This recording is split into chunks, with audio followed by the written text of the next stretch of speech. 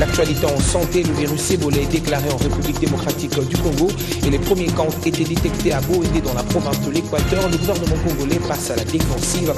Tout est mis en marche par les autorités pour retarder la chaîne de transmission.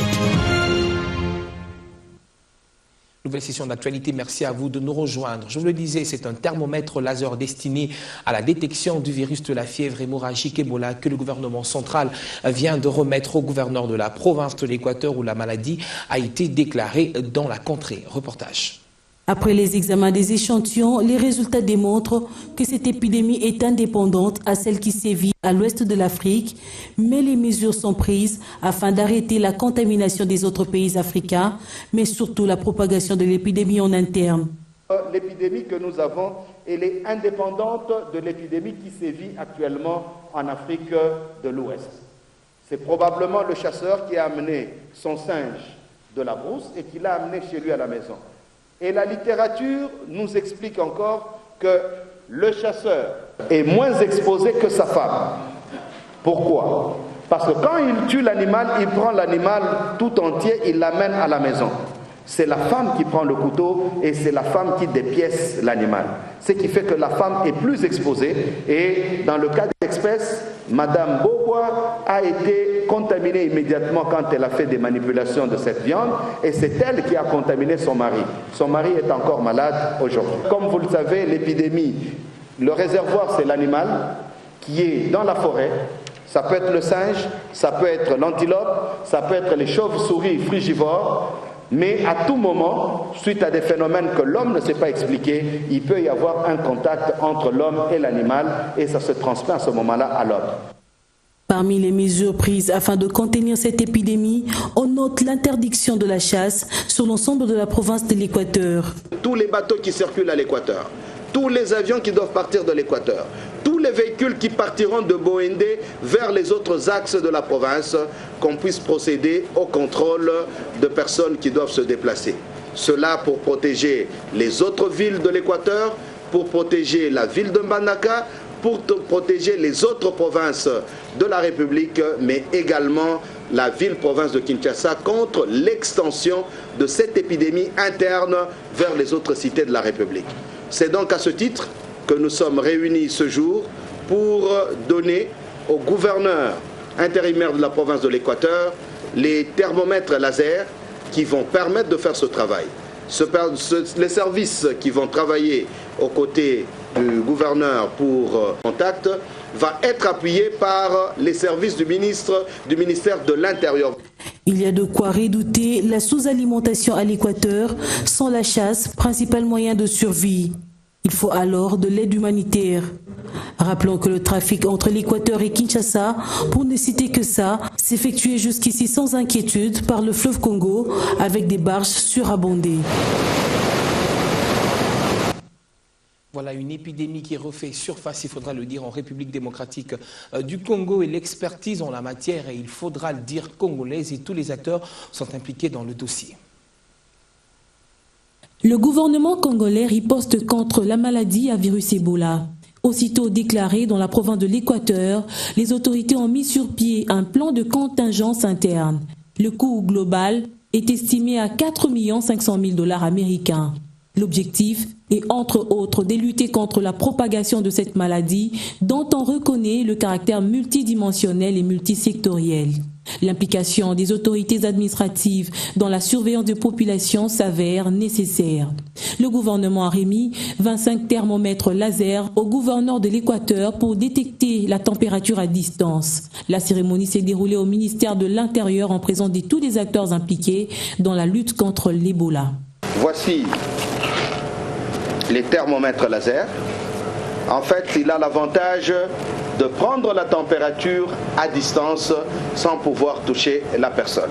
C'est dans le cadre aussi de la protection de tout le personnel qui va intervenir dans l'épidémie.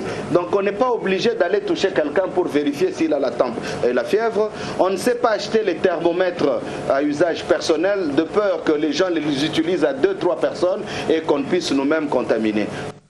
La vitesse de la propagation de l'Ebola avec les mouvements migratoires non contrôlés et les conséquences fâcheuses de la maladie en appellent à l'implication de la communauté internationale. Le défi que nous aurons sur les lieux, c'est d'abord un défi logistique. Voilà pourquoi nous avons dit dans notre déclaration que nous restons ouverts à la contribution de la communauté tant nationale qu'internationale. Un défi logistique parce que le secteur de Djera est un secteur qui est excentré. Nous serons obligés de placer un campement au niveau du secteur de Djera. Ça demande énormément de fonds, au-delà du fait qu'on doit placer les centres de traitement de Ebola.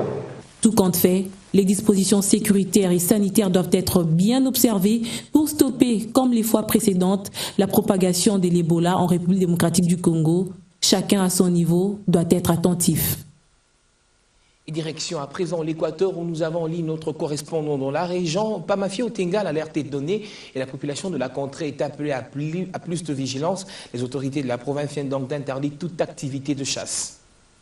Cette maladie à virus Ebola qui s'est prononcée depuis fin juillet dernier concerne jusque-là 3 aires de santé du secteur de Djera, territoire de Bouendé, district de la Tuapa. Il s'agit de aires de santé Bouendé-Moké, aire de santé Lokolia et aire de santé de Wachikengo. Djera est l'un de 4 secteurs administratifs qui composent le territoire de Bouendé, environ 600 km de la ville de Mbandaka et est habité essentiellement par la population de Tribi Mongo en pleine forêt équatoriale. Pour ce qui est de mesures préventives, la population de l'ensemble de la province est appelée au calme sans céder à la panique. Laver le main à l'eau propre et au savon ou à la cendre avant et après avoir mangé, après avoir été aux toilettes et au retour à la maison pour se protéger contre la maladie à virus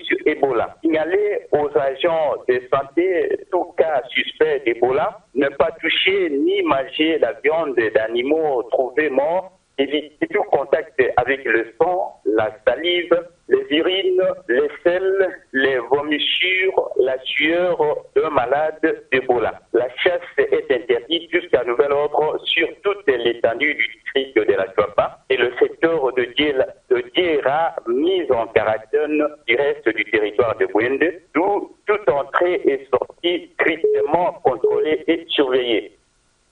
Merci à vous, Pamafi. Il faut donc être prudent pour éviter cette maladie. Et déjà, la province du Kassai-Oriental prend toutes ses dispositions pour éviter justement que l'épidémie n'atteigne la province. Les autorités passent à la sensibilisation de la population tout en interpellant également le corps médical à plus de vigilance. C'est ce que nous dit ici notre permanent dans la région dans cette correspondance. Bien avant la confirmation de la maladie par le ministre congolais de la Santé publique, la province du Kassai-Oriental avait déjà pris la mesure du danger. Alors qu'on parlait d'une maladie mystérieuse, samedi, le ministre provincial des Travaux publics et gouverneur de province par intérim a réuni toutes les autorités politico-administratives de la ville de Mbujimayi. Il s'agit du maire et de bourgmestre de 5 communes de la ville. Honoré Mutombo Bamwanya leur a présenté les menaces qui guettent la province du Kassai-Oriental en général et la ville de Mbujimayi en particulier. Le Kassai-Oriental partageant sa frontière nord avec la province de l'Équateur. Le gouverneur ad intérim de la province a invité ses interlocuteurs à prévenir la population contre cette terrible maladie. Ils doivent mettre un accent particulier sur le respect des règles d'hygiène dans leur sensibilisation, a fait savoir l'autorité provinciale. Le personnel médical a été lui aussi appelé au renforcement de mesures de protection dans les hôpitaux et dispensaires pour éviter toute contamination. Notant que la province du Kassai-Oriental n'a ni ministre provincial de santé, ni médecin inspecteur provincial, tous les deux suspendus voilà plusieurs mois pour s'être compromis dans l'exercice de leurs fonctions.